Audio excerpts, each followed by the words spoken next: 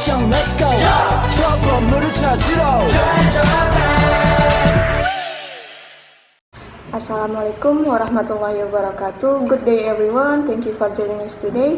Perkenalkan, nama saya Asni Septiana. Saya dari Universitas Muslim Nusantara Al-Wasliyah Medan dengan NPM 213214017. Di sini saya akan menjelaskan tentang return dan resiko aktiva tunggal. Baik, saya akan menjelaskan apa itu return. Return merupakan salah satu faktor yang memotivasi investor untuk berinvestasi dan juga merupakan imbalan atas keberanian investor menanggung resiko atas investasi yang dilakukannya. Return bisa berasal dari berbagai sumber seperti dividen, saham, kenaikan nilai aset, atau bunga dari obligasi. Nah, imbal hasil ini bisa menjadi imbalan atas resiko yang diambil oleh investor. Semakin besar resiko yang diambil, semakin tinggi potensi imbal hasil yang diharapkan. Investor yang lebih berani dan bersedia menanggung resiko yang lebih besar mungkin mengharapkan return yang lebih tinggi sebagai imbalan atas keberanian mereka. Return investasi terdiri dari dua kelompok, yaitu satu yield, dua capital gain atau loss.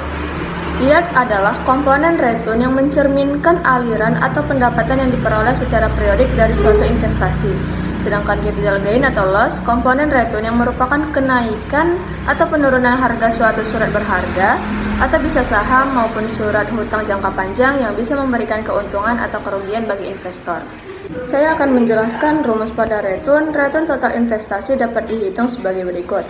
Return sama dengan capital gain atau loss plus yield. Capital gain atau loss merupakan selisih dari harga investasi sekarang relatif dengan harga periode yang lalu.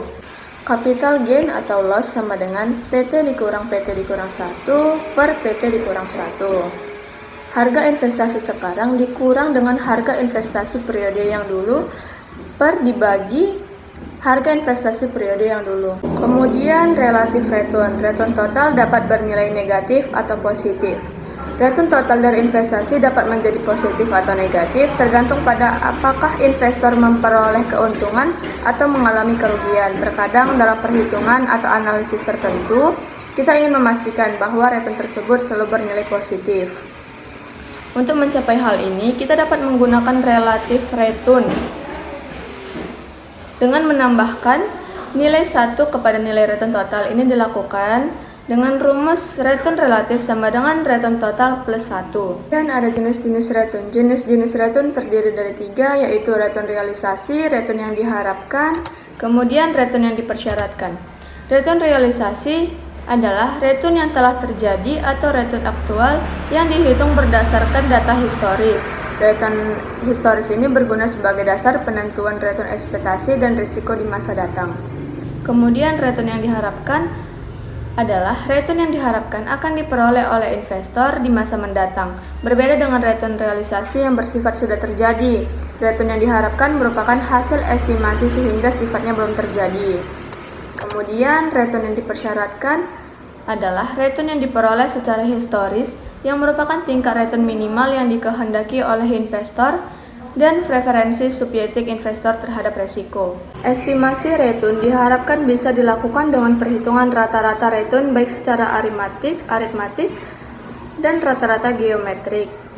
Dua metode yang dipakai adalah rata-rata aritmatik dan rata-rata geometrik. Rata-rata aritmatik lebih baik dipakai untuk menghitung nilai rata-rata aliran return yang tidak bersifat kumulatif. Kalau geometric mean sebaiknya dipakai untuk menghitung tingkat perubahan aliran return pada periode yang bersifat serial dan kumulatif, misalnya 5 atau tahun berturut-turut. Kemudian ada metode rata-rata versus rata-rata geometrik. Metode arithmetic mean kadangkala bisa menyesatkan, terutama jika pola distribusi return selama satu periode mengalami persentase perubahan yang sangat fluktuatif. Sedangkan metode geometric mean yang bisa menggambarkan secara lebih akurat nilai rata-rata yang sebenarnya dari suatu distribusi return selama satu periode tertentu. Kemudian hasil perhitungan return dengan metode geometric mean lebih kecil dari hasil perhitungan metode arithmetic mean. Perhitungan tingkat perubahan aliran return pada periode yang bersifat serial atau kumulatif sebaiknya menggunakan metode geometric mean, sedangkan arithmetic mean akan lebih bisa dipakai atau lebih baik dipakai untuk menghitung nilai rata-rata aliran return yang tidak bersifat kumulatif. Kemudian masuk pada resiko. Resiko merupakan kemungkinan perbedaan antara return aktual yang diterima dengan return yang diharapkan.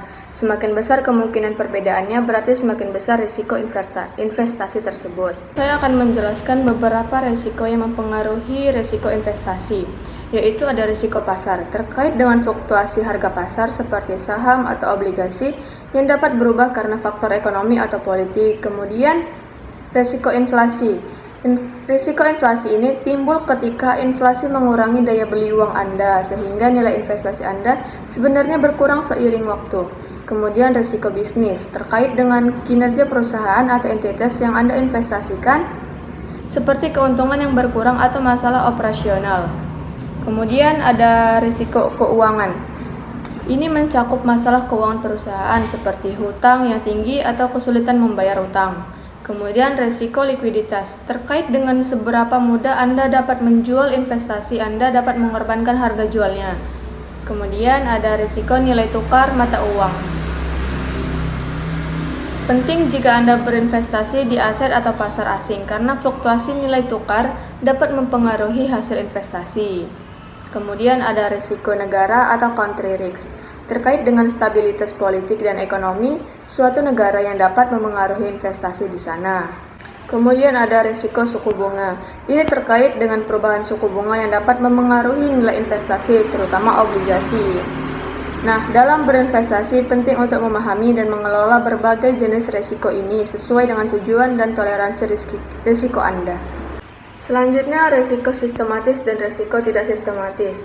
Risiko sistematis atau risiko pasar, yaitu risiko yang berkaitan dengan perubahan yang terjadi di pasar secara keseluruhan. Beberapa penulis menyebutkan sebagai risiko, namun sebagai risiko yang tidak dapat dideverifikasi. Kemudian ada risiko yang tidak sistematis atau risiko spesifik. Adalah risiko yang tidak terkait dengan perubahan pasar secara keseluruhan. Risiko perusahaan lebih terkait pada perubahan kondisi mikro, seperti perusahaan penerbit sekuritas. Risiko perusahaan bisa diminimalkan dengan melakukan diverifikasi aset dalam suatu portofolio. Selanjutnya, estimasi risiko. Besaran risiko investasi diukur dari besaran deviasi standar dari return yang diharapkan. Deviasi standar merupakan akar kuadrat dari varians yang menunjukkan seberapa besar penyebaran variabel random di antara rata-ratanya. Semakin besar penyebarannya, semakin besar varians atau deviasi standar investasi tersebut.